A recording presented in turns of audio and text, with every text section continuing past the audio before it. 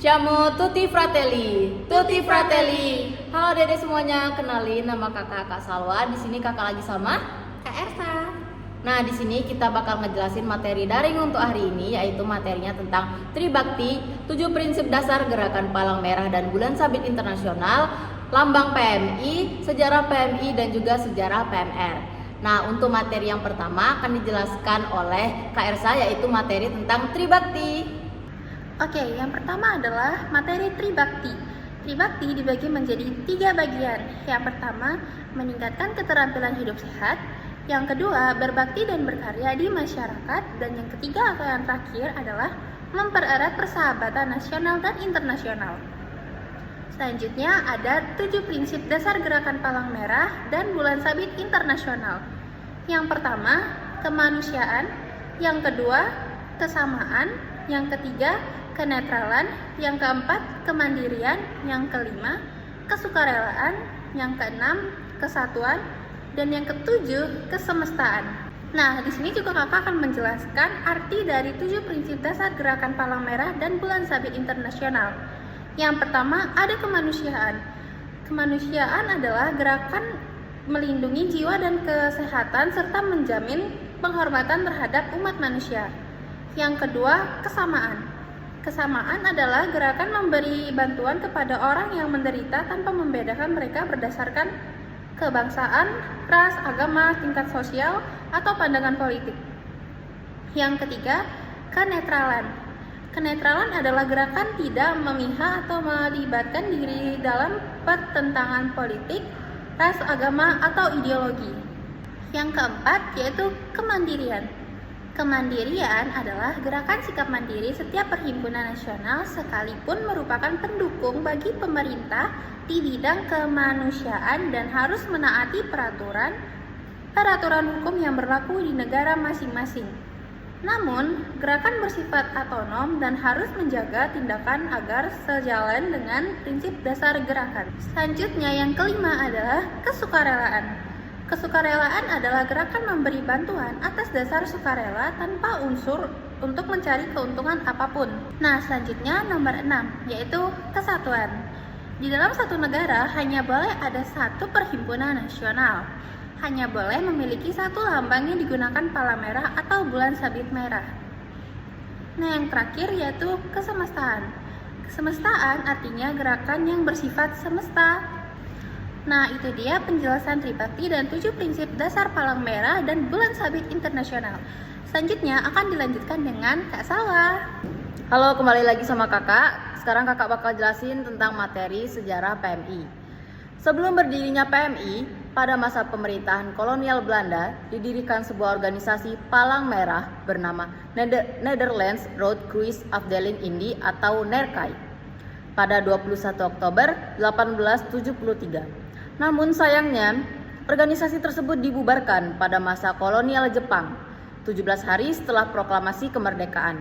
Tepatnya pada 3 September 1945, Presiden Soekarno mengeluarkan perintah untuk membentuk Badan Palang Merah Nasional. Atas perintah sang presiden, akhirnya dibentuklah Panitia 5 yang khusus membahas pembentukan Badan Palang Merah ini. Akhirnya, pada 17 September 1945, Palang Merah Indonesia berhasil dibentuk dan diketuai oleh DRS Muhammad Hatta. Oke, sekarang kakak bakal jelasin tentang lambang PMI. Nah, warna merah dan putih yang menandakan adanya keberanian atau semangat yang tinggi. Sementara warna putih menandakan keikhlasan dan kesucian diri. Nah, dalam bentuk logo Palang Merah Indonesia ini, lengkung garis merah kelopak bunga melati sebanyak 5 buah memiliki arti bunga melati merupakan bunga identitas negara Indonesia. Terus lengkung 5 kelopak bunga melambangkan 5 dasar Pancasila. Yang selanjutnya, logo berbentuk tanda plus berwarna merah yang merupakan kebalikan dari warna bendera negara Swiss yang terinspirasi dari perjuangan Henry Dunant sebagai pejuang kemanusiaan di Swiss. Selanjutnya, sejarah PMR, Palang Merah Remaja. Terbentuknya PMR tidak dapat dilepaskan dari pembentukan PMI itu sendiri.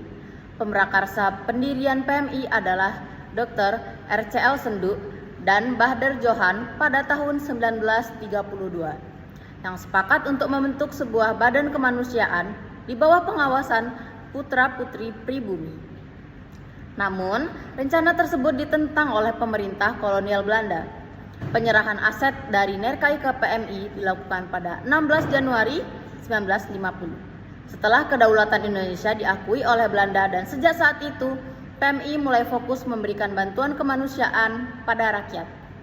Setelah itu, mulai ada wacana untuk mengenalkan badan kemanusiaan ini kepada remaja. Dan pencetus ide itu untuk sejarah terbentuknya PMR. Setelah PMI bergabung ke dalam Palang Merah Internasional, dilakukan Kongres PMI untuk mematangkan fungsi dari badan kemanusiaan tersebut. Dalam Kongres PMI keempat pada 25 sampai 27 Januari 1950, ide untuk membentuk PMR dicetuskan. Ide tersebut berasal dari pengerahan anak-anak sekolah di Australia pada Perang Dunia Pertama untuk membantu kegiatan perang sesuai kemampuan mereka. Misalnya, mengumpulkan pakaian bekas, majalah, koran bekas, barang-barang yang bisa digunakan dalam perang lainnya. Selanjutnya, ide tersebut diterapkan dengan sejarah terbentuknya PMR yang berada di bawah pembinaan PMI, yang kemudian diterapkan pada beberapa sekolah di Indonesia.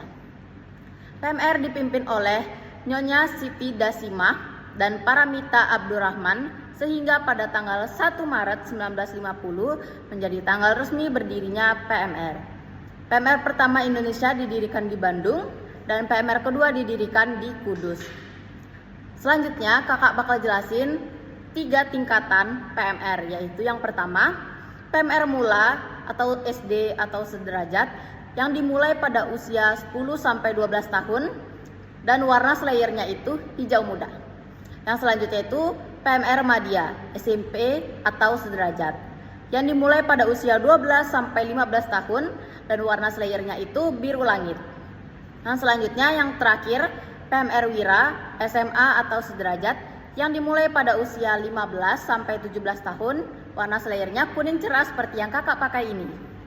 Oke, jadi itu materi tentang sejarah PMI, tentang lambang-lambang arti dari lambang-lambang PMI, terus sejarah PMR. Nah, selanjutnya kakak bakal kasih cuplikan video atau musik dari Mars dan Himne PMI. Didengerin ya adik-adik dan jangan lupa dihafalin.